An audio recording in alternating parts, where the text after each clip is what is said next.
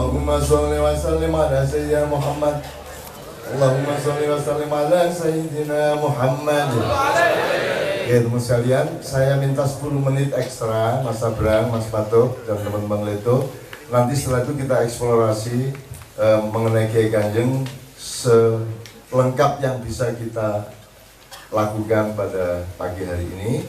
Sebelum itu saya mohon dengan sangat Mas Dimas, tadi saya ingin untuk segera pulang bersama istri dan anaknya.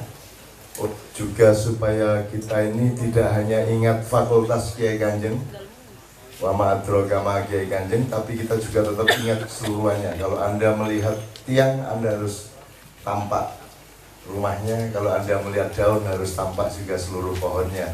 Kalau Anda melihat pohon, harus tampak hutannya. Kalau Anda melihat langit, Anda harus tampak semestanya. Kira-kira gitu ya. Puisinya seperti itu. Nanti saya kira bulan depan itu dipuisikan secara resmi oleh Pak Mustafa Yasin. Melihat Mustafa, tampak Muhammadnya. Dan melihat Rihas, tampak SBY-nya. Kira-kira gitu ya. Gitu jangan manis ya nang gitu. Oke Mas Dimas, tolong ceritakan sedikit supaya teman-teman mengerti esensi dari apa yang sedang kita alami bersama, karena diapa-apain kita tetap rakyat dari negara yang sedang kita jalani. Bismillahirrahmanirrahim. Assalamualaikum warahmatullahi wabarakatuh. Terima kasih Cak Nun. Saya sudah diberikan kesempatan untuk bicara di depan kawan-kawan semua di sini. Nama saya Dimas Oki Nugroho. Saya sehari-hari di Jakarta juga. Di Jakarta saya itu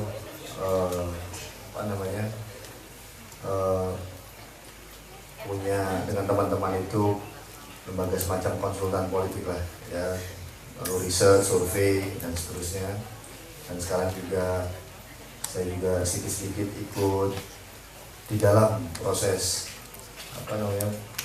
politik yang sedang berlangsung di Jakarta, di nasional. Dan dari sini saya berdiskusi dengan Cak Nun. Ini sudah kali kedua alhamdulillah saya di sini. Dulu saya di sini ketika waktu itu presiden kita yang ke-7 ini baru dilantik dan sedang sibuk untuk menyusun kabinet. Di situ di panggung ini juga waktu itu Cak Nun menanyakan kepada saya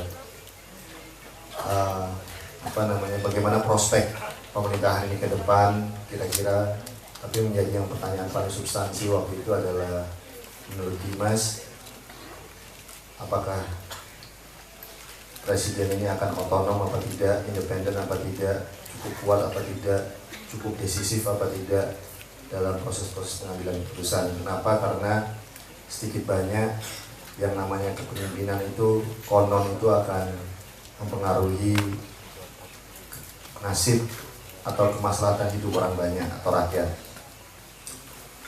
Waktu itu saya jawab tidak. Jadi sosok ini tidak akan otonom, tidak akan bisa otonom, tidak akan bisa independen. Kenapa? Karena ada faktor inherent di dalam dirinya yang memang secara struktur dan secara pribadi yang memang akan susah untuk mengambil keputusan-keputusan yang decisif dalam arti berpihak kepada rakyat, berpihak kepada bangsa dan seterusnya, karena memang terlalu banyak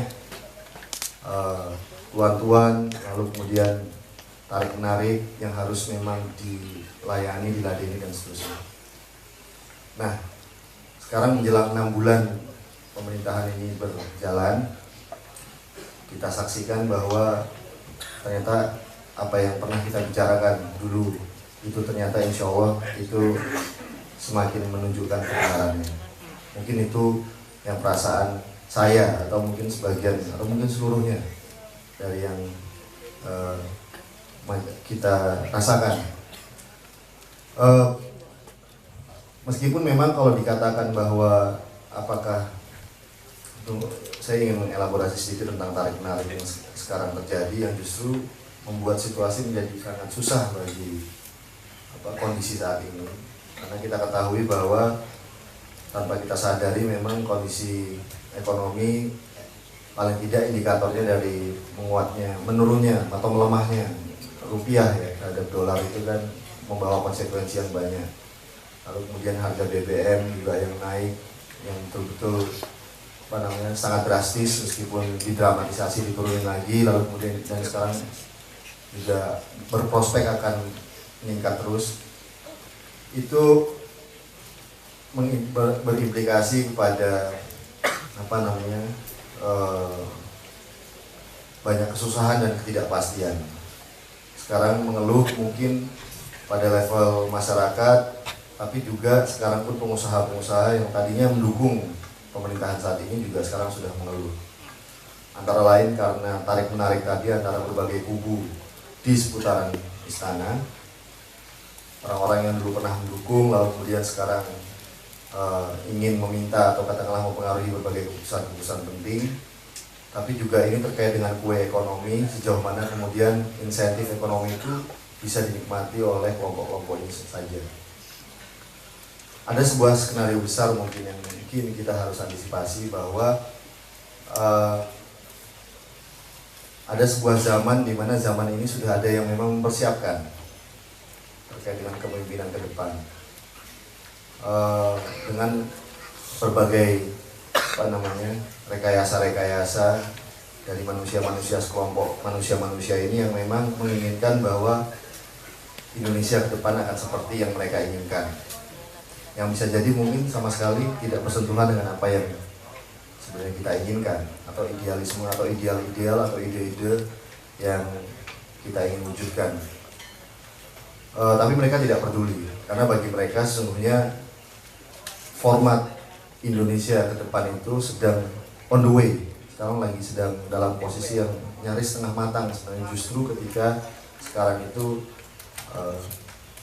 Jokowi itu sekarang menjadi langkah pembuka untuk memimpin, menjadi langkah pembuka bagi mereka untuk mewujudkan apa yang mereka inginkan ke depan, bisa 5-10 tahun ke depan. Balik kepada tarik-menarik tadi, ini menjadi menyusahkan karena kita ketahui terjadi ketidaksinkronan juga, ketidakharmonisan dari orang-orang di pemerintahan sendiri, yang tadinya Jokowi dengan JK itu seperti duet maut ya. Tapi sudah kita ketahui bersama bahwa kalau bicara JK, SBY saja dimakan, apalagi bicara tentang Jokowi. Jadi ada sesuatu yang memang sejak awal itu lagi-lagi inherent di dalam dirinya, memang sangat konfliktual. Dan model seperti ini itu juga terjadi di Jakarta, misalnya Ahok dengan DPRD, lalu kemudian juga ada kepemimpinan lain yang memang menunjukkan seni konflik dalam pemerintah itu kemudian dijadikan komoditas politik untuk pencitraan, meningkatkan popularitas dan seterusnya. Di saat yang sama, partai politik itu pencitraannya begitu jelek. Jadi seolah kita publik itu memang tidak punya pilihan untuk melihat yang mana sesungguhnya yang benar, yang mana sesungguhnya kawan, yang mana sesungguhnya lawan. Gak usah kita, mereka sendiri yang di elit-elit itu juga akhirnya bertabrakan satu sama lain karena keserakahan dan kepongahan mereka sendiri, yang mengorbankan tidak hanya sebenarnya Jokowi sebagai presiden, tapi juga rakyat banyak, dan mereka tidak peduli lagi. Nah,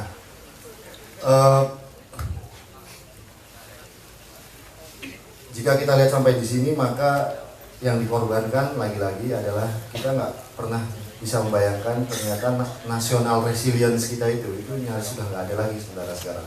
Ketahanan nasional itu istilahnya, yang itu udah nyaris lemah.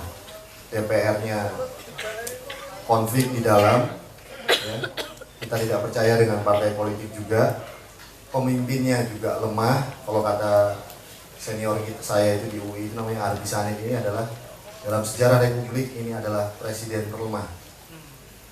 Dan itu dalam posisi sekarang, saya juga nggak tahu dia peduli juga apa tidak dalam posisi dia yang lemah itu.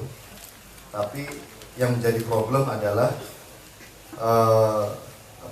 dalam pemerintahan yang lemah ini, maka ada kelompok lain yang mencoba untuk mengambil kesempatan untuk apakah itu nantinya berprospek untuk mengambil pemerintahan, mengambil alih dan seterusnya. Tapi siapapun tahu sebenarnya ini akan terjadi. Jadi ini kan sebenarnya Jokowi JK ini adalah sebuah pasangan seperti kalau kita ilustrasikan rumah tangga yang dipaksakan. Jadi sejak awal memang udah berpotensi memang akan konflik. Nah, dan lagi-lagi apakah kita semua bagaimana kita bisa aware, bagaimana kita bisa tahu atau well informed terhadap situasi yang terjadi? Kenapa? Karena juga susah, media juga sekarang berada di koridor kelompok-kelompok ini. Artinya bagi mereka kelompok penting bagi Jokowi sebagai karpet merah untuk mewujudkan kepentingan ke depan. Karena memang butuh figur seperti ini yang memang untuk bisa mengakomodasi kepentingan mereka. Nah, saya merasa bahwa lalu apa yang harus dilakukan? Apa yang harus dilakukan? Kalau misalnya ternyata sekarang tidak usah di Jakarta, bahkan di pelosok daerah, saya kemarin keliling Jawa, muter saya naik mobil, saya ajak keluarga juga. Hampir semua bicara tentang ya tentunya elit-elitnya di teman-teman di daerah itu, pimpinan pemuda, Karang Taruna, yang di partai dan seterusnya, orang bicara mereka nggak yakin Jokowi sampai nggak ini 5 tahun, kan itu isu besarnya sebenarnya sekarang. Sampai nggak 5 tahun, bahkan orang-orang di dalam istana juga sampai nggak 5 tahun. Problemnya bagi sebagian pihak kalau Jokowi jatuh, diturunkan atau mundur atau bagaimana nanti dipaksa mundur dan seterusnya, maka kita terima JK nggak menjadi presiden. Nah, ada kelompok lain yang juga tidak bisa menerima itu. Nah, akhirnya saya hanya ingin cerita di sini, di share dengan teman-teman itu adalah justru dengan kesadaran dengan informasi yang model seperti ini, koneksi tadi, meminjam secara sembarangan ya, istilah dari Ustadz Labib, koneksi seperti kita ini, itu yang dengan cara-cara seperti ini yang sesungguhnya bisa membangun kesadaran sejati gitu. Dengan tetap tentunya kita berkoneksi juga dengan hal-hal sifatnya transendental ya, yang divinitas tadi. Pada hal seperti ini sesungguhnya bisa secara jernih melihat apa yang harus kita lakukan ke depan. Karena jika sebagian orang mungkin yang peduli terhadap situasi sekarang di bangsa kita, kondisi kita dengan leaderless seperti ini dan bahkan stateless juga, karena negara itu juga udah nggak ada wibawanya, pemimpin juga nggak ada wibawanya. Padahal negara itu konon dibentuk itu adalah untuk agar supaya kemudian ya adalah political order, ada pemerintah yang dibangun melalui sebuah virtu, nilai-nilai kebaikan yang kemudian itu bisa diteladani oleh rakyat sehingga terjadi yang namanya sebuah pemerintahan yang baik itu, masyarakat yang baik itu terjadi. Tapi kan ini kemudian tidak berlangsung seperti sekarang.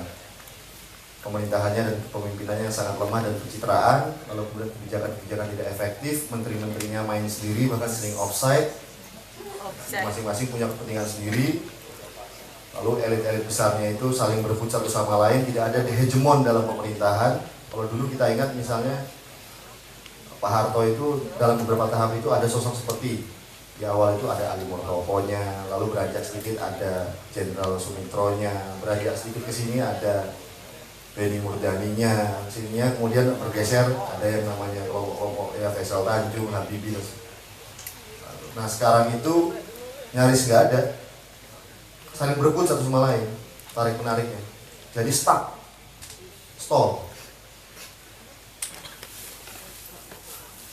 Nah inilah memang konsekuensi keberadaan kepemimpinan yang seperti ini. Pertanyaan terbesar itu adalah what next to be done, apa yang harus kita lakukan. Nah ini yang saya justru tanyakan juga kepada Kak Nun. Mari, sungguhnya ya ini Republik sedang bingung, kan? Kiri kanan salah. Tadi seperti yang disampaikan oleh Ustadz Haidar tadi, nggak melakukan apa-apa juga salah. Akhirnya kita hanya berserah diri, ya kita lihat bahwa kalau memang ini hukuman atau pelajaran dari Allah kepada kita, maka yang harus kita ambil hikmahnya betul-betul, kalau kemudian untuk memperbaiki apa yang bisa kita lakukan ke depan. Kalau memang ini hukuman, maka ya kita harus pasrah menerima itu.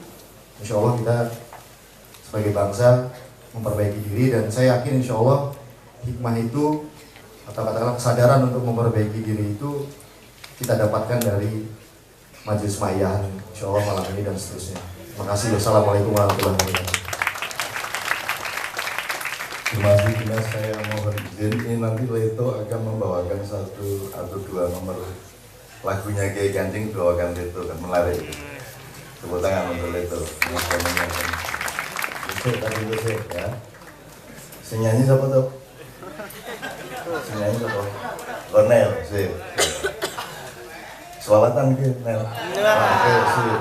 Lumayan di Katolik Nahdien. Nanti juga habis ini kita kembalikan kepada Sabrang sama Pak Tep, karena Mbak Megan punya banyak pertanyaan kepada Kiai Kanjeng karena bersangkutan dengan penelitiannya. Kemudian Mas Yudi saya mohon juga secara khusus memberi kesaksian, tapi saya ingin menggarisbawahi Dimas nek coro gampangan ingin ini. Yang terjadi di elit politik nasional itu tidak seperti, sama sekali tidak seperti yang Anda baca di koran atau Anda dengarkan di televisi, gitu ya. Satu. Nomor 2, apakah Presiden berkuasa? Tidak. Apakah Megawati berkuasa? Tidak. Apakah anak-anaknya Megawati berkuasa? Akan semakin tidak. Ya. Terus siapakah yang berkuasa? Yang berkuasa tidak pernah muncul di media massa. Jadi mereka membutuhkan ketidakpastian dari pelaku-pelaku di panggung ini, diadu domba sedemikian rupa. Nah, siapakah yang madu domba? Yang madu domba ini sudah juga sedang bertarung di antara mereka. Jadi nanti ada skala global internasionalnya, terus nanti ada tajallinya yang agak regional nasional, gitu ya. Nah, mereka ini pokoknya kalau ndak Yahudi Timur ya Cina Barat. Ya seperti itu. Nanti timelinenya adalah 5 tahun kemudian 10 tahun ini kita mengalami pertaruhan Indonesia akan dimik-dimik kembali bangkit menggeliat atau akan hancur sama sekali dan menjadi bangsa jongos total tahun 2024. Nah, siapakah mereka ini? Pasti adalah konstelasi para pemilik modal, baik di tingkat internasional maupun regional dan nasional. Nah, itu lapisan-lapisan ini juga bertarung satu sama lain, tapi yang pasti ada rasnya mereka. Yang paling bermain adalah orang-orang yang sudah datang ke Nusantara sejak abad ke-13, tetapi sampai hari ini mereka berposisi masih tamu secara kultural di Indonesia. Lagi, gue jajal diskusi ning warung-warung, kok isi daya maksudnya piye gitu ya. Jadi ada orang yang sudah menjadi penduduk Indonesia, sudah kerja dan kaya raya di sini, tapi dalam hatinya masyarakat Indonesia mereka masih tamu, jadi belum pantas jadi gubernur sebenarnya. Kok dulu gitu? Misalnya, padahal dialah yang nanti akan diangkat untuk sampai ke puncak oleh konspirasi itu. Karena nanti yang diciptakan adalah sistem-sistem yang menguntungkan roti dan keranjang-keranjang mereka bekerja sama dengan konstelasi internasional. Nah, jadi saya ingin memperingatkan kue isih dayo, kue aja banget-banget lemu kecicilan, ya. Di Indonesia iki ojo rumangsamu ming kaya sing kok sangka. Ono liya-liyane loh di Indonesia ini. Bangsa Indonesia itu banyak dan ada segmen-segmen, ada level-level, ada kesatria-kesatria, ada kader-kader, ada bermacam-macam dari bangsa Indonesia ini yang juga akan menjadi faktor dari berubahnya Indonesia. Jadi jangan dipikir Indonesia akan berlangsung persis seperti yang kalian skenariokan. Ada macam-macam, bukan hanya manusianya macam-macam, bukan hanya anak mudanya bermacam-macam.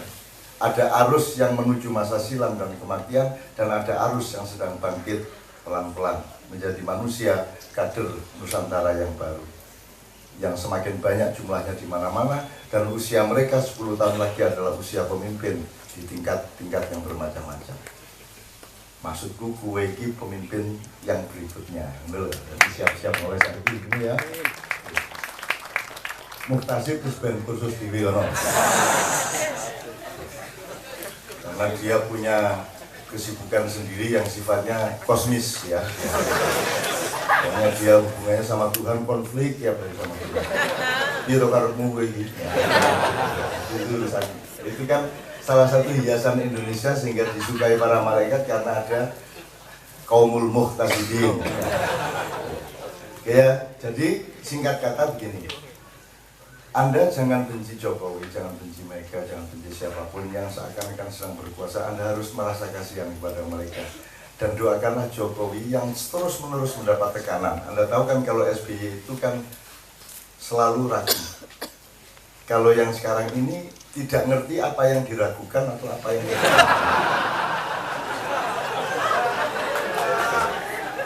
masih lumayan. Kalau dulu kan masih ragu terhadap sesuatu hal, ini sesuatu halnya dia tidak ikut menentukan. Jadi arep ragu ki ora ono dalane, arep tegas karo dalane, akhirnya sing metu saka cangkeme kuwi dudu saka atine, dudu saka pikirane dhewe. Gitu ya. Jadi kita doakan mudah-mudahan beliau ini oleh Allah segera dibebaskan dari tekanan-tekanan. Jelas ya? Jelas maksudnya ya? Lu ngerti sastra toh? Sementara yang sangat bernafsu untuk bertarget tahun ini harus menggantikan orang yang penuh tekanan-tekanan ini. Kita doakan mudah-mudahan dia tidak diberi kesempatan oleh Allah untuk bersu'ul khotimah. Ini ya jelas tak nih. Jadi nek di YouTube ini berdebat sih lagi ngafir ke aku. Ya. Itu teman sekalian, wes. Untuk itu, emang Anda terpengaruh dengan semua itu kan tidak. Anda kan punya kedaulatan, Anda kan punya kemandirian, Anda punya keyakinan hidup. Dan semakin hari Anda semakin tenang dengan keyakinan Anda. Dan Anda tahu rakyat Indonesia kan sama sekali semakin tidak tergantung kepada pemerintahnya. Mau dolar 18.000 gitu.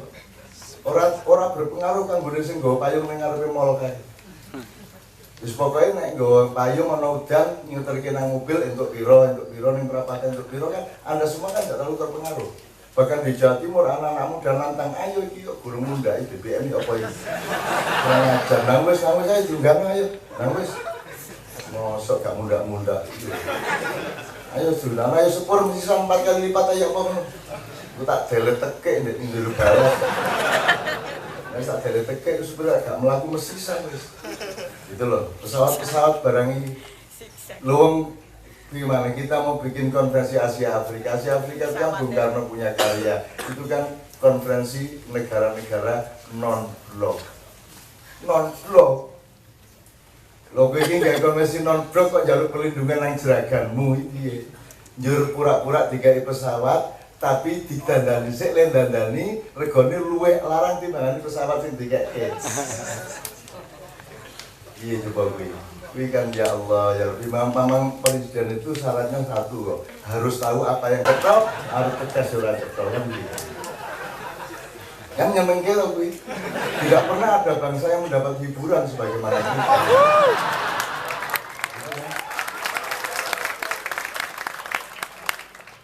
Tidak, jangankan kan kalau dalam Islam itu kalau dalam bahasa Arab itu ada namanya uslub. Uslub itu diplomasi tingkat tinggi.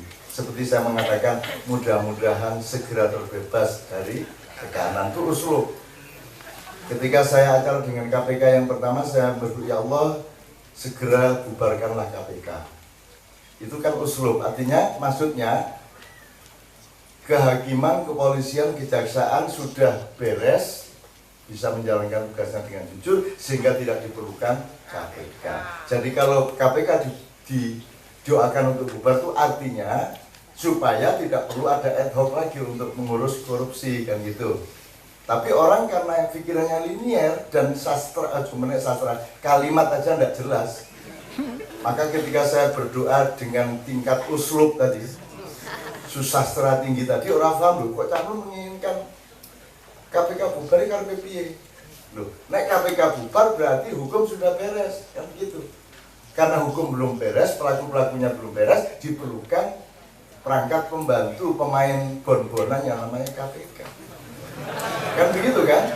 Nah kalau sudah kesebelasannya beres, tidak perlu ngebon lagi. Nah Indonesia ini lebih lucu lagi. Pemain bon-bonnya dimasukkan lapangan, yang pemain yang diganti tidak dikeluarkan dari lapangan. Benar nggak? Loh, mestinya kalau diganti yang diganti keluar ini nggak tetap di dalam. Akhirnya gelut dewe satu-satuan dewe. Kan gitu. Antara pemain pengganti sama pemain yang diganti. Kan gitu. Sampai hari ini loh, satu-satuan nggak karu-karu. Kan ininya mungkin negara ini lagi. Saya luar biasa bahagia sebagai bangsa. Luar biasa bahagia. Itu tenang nih, jadi itu malaikat yang tidak pernah ketawa cenahan banget. Dan ujung-ujung tenang, kemenungsan, gitu. Kalau kan tidak ada tugas malaikat untuk tertawa, tidak ada. Malaikat itu semua serius. Tapi khusus untuk Indonesia ini akhirnya rundingan, wis apa yang guyu bae ya.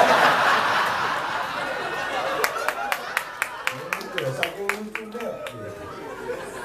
Dan tenang, ambul tenang. Wong piye to, wong panglima tertinggi TNI kok mendapat gelar anggota kehormatan. Lu panglima kok anggota kehormatan. Piye logikanya? Gitu loh, piye to iki? Aku kok dikai anggota kehormatan nak iya. Lah aku ndase ane. Lah malaikat ora entuk guyu piye? Akhire disentak karo guyu, entuk guyu malaikat. Ah lucu tenan.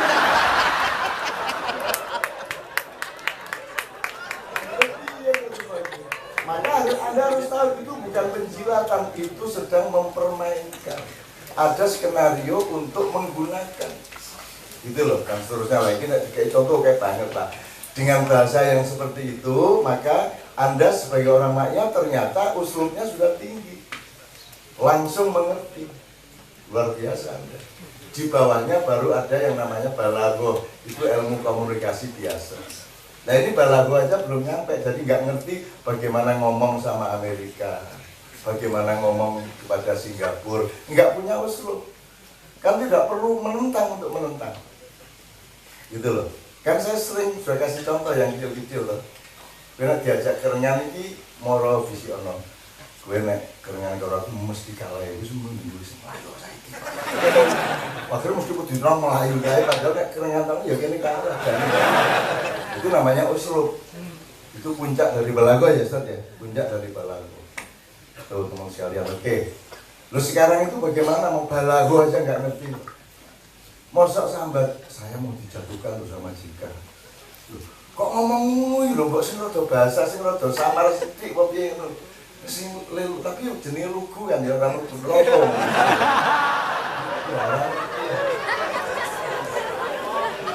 Ya ngerti ini mebel ya mebel. Iya, disebut balaghah ya ora. Jadi tolong Anda jangan benci ya. Anda harus kasihan dan berempati dan berdoa setiap hari mudah-mudahan beliau segera dibebaskan dari tekanan-tekanan. Supaya hidupnya tentram, keluarganya tentram, istrinya tidak cemas dan anaknya juga selamat dari mara bahaya. Iya? Ono elek ya ngomong lapi to ya. Lapi to. Usul Pak. Usul mesti do Twittere usul.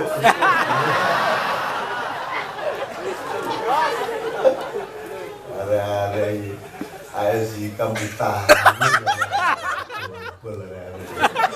Profesor ngawur.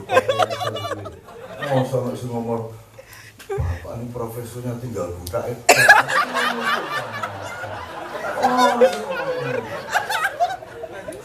Anda mestinya menghibur dengan lagu dangdut ya, gitu loh. Di kamar,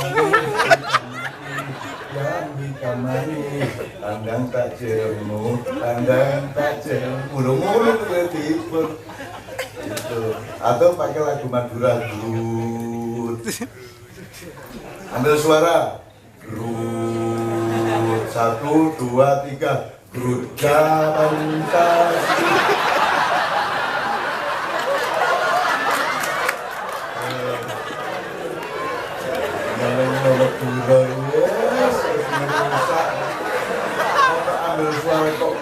gitu. Karena mulai asik, saya akan menyanyikan sebuah lagu berjudul Asik. Apa asik ini? Asik kuntummu.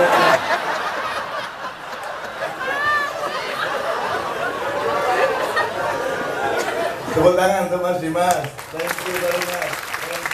Terima kasih. Tolong segera dipercepat ya. Percepat, disebarkan bakteri-bakteri untuk anti racunnya semakin banyak ya. Nah, apalagi beliau itu sudah dengan lugu mengatakan I don't read what I say. Yang saya tanda tangan itu enggak baca ya. Ya Allah, ya naik Gus Dur, nggak masalah. Kalau Gus Dur nggak mungkin ditulis.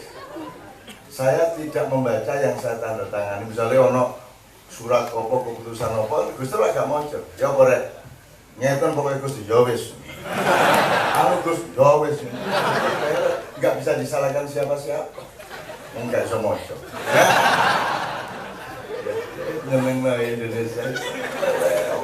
Terima kasih ya Allah. Engkau anugerahi kami negeri yang ya Allah luar biasa indahnya ya Allah. Yes. Allah sendiri saya kadang-kadang bayangan apa ya Gusti Allah kita tahu bayangin arep kaya ngene. Sampai gitu loh saya. Saking senengnya gitu. Allah bahagia betul. Sama ya Allah, apakah engkau sendiri pernah membayangkan bahwa ciptaanmu seperti ini? Kau di odong mulu tau. Oke, tepuk tangan untuk Republik kita. Tepuk tangan untuk Republik kita yang penuh keindahan. Masih benar, alhamdulillah. Oke, sekarang Mas Yudi sedikit, satu saya serahkan kepada Sabrang. Mas Yudi.